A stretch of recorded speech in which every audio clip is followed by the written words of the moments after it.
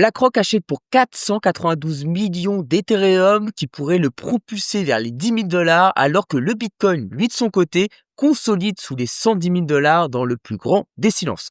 Dans cette vidéo, nous allons voir si l'investissement BlackRock a changé la tendance de marché sur le Bitcoin ainsi que sur la crypto-monnaie Ethereum. Donc bien évidemment, on commence avec ces fameuses news qui est sortie très exactement le 16 juin. Donc là sur Money Radar, sur X, BlackRock a acheté environ 492 millions d'Ethereum. Donc bien évidemment, on ne sait pas le pourquoi du comment, c'est pas très important. Ce qui va vraiment compter maintenant, c'est de regarder ce qui se passe exactement au niveau du graphique, parce que c'est le graphique qui va vraiment nous montrer comment ont été un petit peu investis cet argent et surtout la demande et l'offre qui a pu se mettre en place sur le Bitcoin et sur l'Ethereum, parce que c'est l'offre ainsi que la demande qui va nous montrer si on va plutôt avoir une tendance haussière, une tendance baissière, ou voilà ce qui se passe en fait sur ces fameuses crypto-monnaies qui sont donc ici le Bitcoin et Ethereum directement.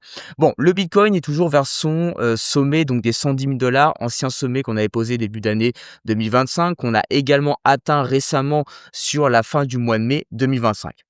Actuellement, on n'arrive vraiment pas à casser ce niveau des 110 000 $. On voit encore là cette semaine, on n'arrête pas de bloquer sur ce niveau. Personnellement, je pense que c'est une question de temps avant que le Bitcoin pète complètement les 110 000 $ et qu'il se propulse en fait vers quasiment les 150 000 $. J'avais pu déjà vous partager dans une vidéo il y a environ 2 semaines sur l'analyse hebdo, où j'avais pu vous parler d'un Bitcoin qui pourrait aller dans les prochaines semaines prochainement vers les 150 000 $. Je le pense toujours. Pour moi, la tendance, vous voyez ici là qu'on a initiée depuis le début du mois d'avril, elle est toujours haussière. C'est pas compliqué, on avait même regardé ça sur du 4 heures, on va le re-regarder encore une fois sur du 4 heures. On a un Bitcoin qui est toujours haussier sur du court terme. On l'avait vu ici, donc stabilisation OK, qui permet ensuite d'avoir un nouveau mouvement haussier, super. Encore une stabilisation ici qui a permis encore une fois d'avoir un nouveau mouvement haussier. Donc on voit que la hausse est saine. Ensuite, on avait pu le voir également la semaine dernière. On avait pu se dire, là on commence à avoir un petit ralentissement, OK, parce qu'on a touché les 110 000 $. Il est possible qu'on revienne vers la EMA 200. N'hésitez pas à aller voir si vous voulez à la fin de cette vidéo, la vidéo de la semaine dernière que j'ai sortie jeudi dernier. Je vous parlais de cette EMA 200 juste ici, vous voyez la courbe en orange sur du 4 heures. Et pour le coup, on est pile poil revenu dessus. En termes de support, je vous avais dit que ça pouvait être un bon support si jamais ça baissait vraiment à court terme, mais ensuite rebondir un petit peu dessus et continuer un petit peu la tendance haussière. C'est exactement ce qu'on a eu. Voilà, c'est pas compliqué. On a vraiment ce support qui est très très bien mis en place là sur du 4 heures. Donc ce qui permet en fait de garder cette tendance haussière du Bitcoin qu'il a commencé à initier, je le rappelle, depuis le début du mois d'avril. Voilà, c'est juste qu'on a un petit ralentissement actuellement. Donc si le Bitcoin reste autour de ces 110 000 $, c'est bon. Et il peut même rester autour de ces 110 000 $ et avoir donc le reste des marchés des crypto-monnaies qui peut augmenter. Je sais que depuis le début de l'année 2023, on a eu tendance à avoir quoi? Donc un Bitcoin qui augmente et donc derrière les altcoins vont augmenter, mais parce que on était dans une période où où la majorité des capitaux allaient vers le Bitcoin. Là, en ce moment, on va plutôt voir des capitaux qui vont sortir du Bitcoin. Je vous montre juste ici, ça apparent juste ici, vous voyez, avec la dominance du Bitcoin. Vous avez une dominance qui commence à ralentir là, depuis quasiment le début du mois d'avril, OK? Donc ça veut dire que là, des capitaux stagnent un petit peu dans le Bitcoin et même commencent à sortir. On le voit, une dominance qui baisse en pourcentage. Et en l'occurrence, où vont les autres capitaux? Parce que bon, les capitaux, s'ils partent de Bitcoin, ils vont à un autre endroit. Ils sont pas en train de se perdre dans la nature. Là, on le voit, depuis quasiment mi-avril, on a des capitaux qui rentrent beaucoup plus vers Ethereum. Alors que depuis le début de l'année 2023, on avait des capitaux qui allaient que dans le Bitcoin.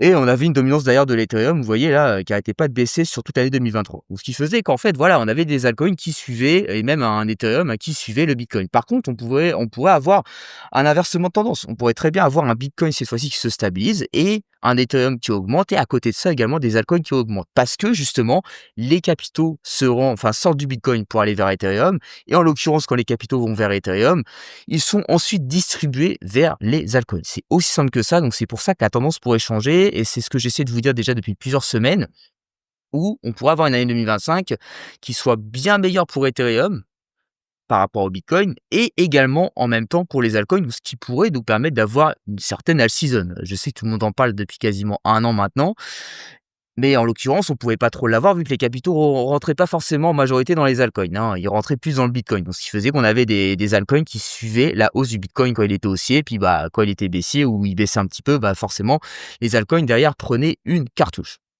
Voilà. Donc ça, il ne faut vraiment pas l'oublier. Maintenant, voyons un petit peu ce qui se passe maintenant sur Ethereum. Mais vous allez voir, sur Ethereum, c'est bien différent. ce qu'on a maintenant sur Ether.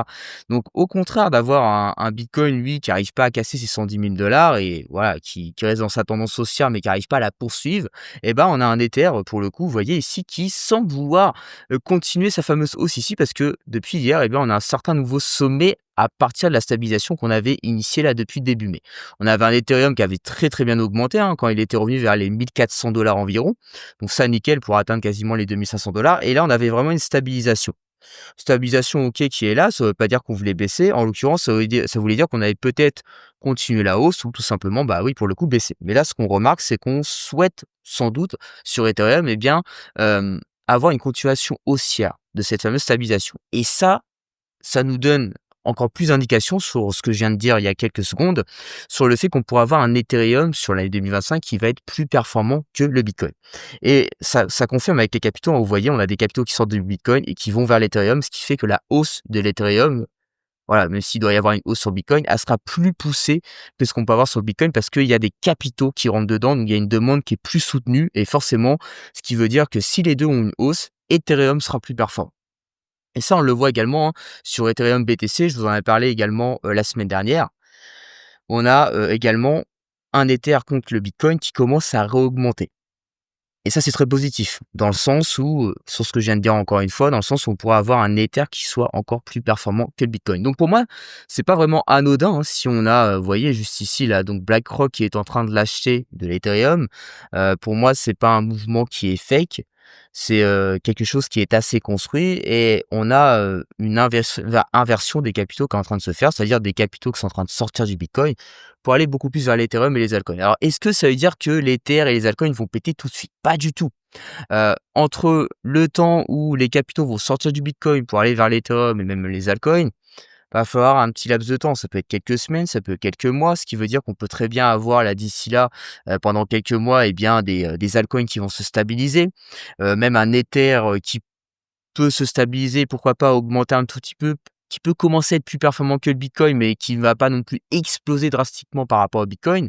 Parce que voilà, on a connu une grosse baisse depuis le début de l'année 2025 et ce qui fait qu'on a vraiment besoin, bah, d'avoir également une phase de marché qui va permettre de passer de la tendance baissière vers la tendance haussière et pour ça, on a besoin d'une phase de stabilisation. Ça se fait pas, hein, comme ça, une hausse, hein, je le rappelle, tac, c'est pas, enfin, une hausse, c'est pas on a une baisse, ensuite on a un mouvement haussier comme ça direct. Non, et on a une baisse, OK, tac, ensuite on a un rebond comme on a eu il y a quelques semaines, hein, soyez d'accord et ensuite on se stabilise, stabilise, stabilise et ensuite paf, on pète et là on fait un mouvement haussier, OK.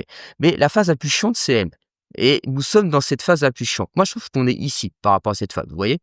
On se trouve ici, ce qui fait que cette phase-là, vous voyez, là où ça se stabilise ici, ça peut vraiment durer très bien 1 mois comme 3, 4 mois. Très honnêtement. Mais on s'en fiche un petit peu du temps que ça prend. Pourquoi? Parce que derrière, vous avez la hausse. Et là, la hausse, là, si on se trouve par exemple ici, vous êtes à un plus 300%, 400% de rentabilité. C'est ce que je dis à chaque fois aux gens. Je sais que c'est compliqué d'attendre, mais qu'est-ce qu'on s'en fiche d'attendre 4 mois pour avoir un plus 400% de rentabilité derrière? Dites-moi, trouvez-moi un investissement qui vous rapporte plus 400% de rentabilité en 5 mois d'attente. Il y en a pas. Même en 1 an d'attente, il y en a pas. Même en 2 ans d'attente, il y en a pas.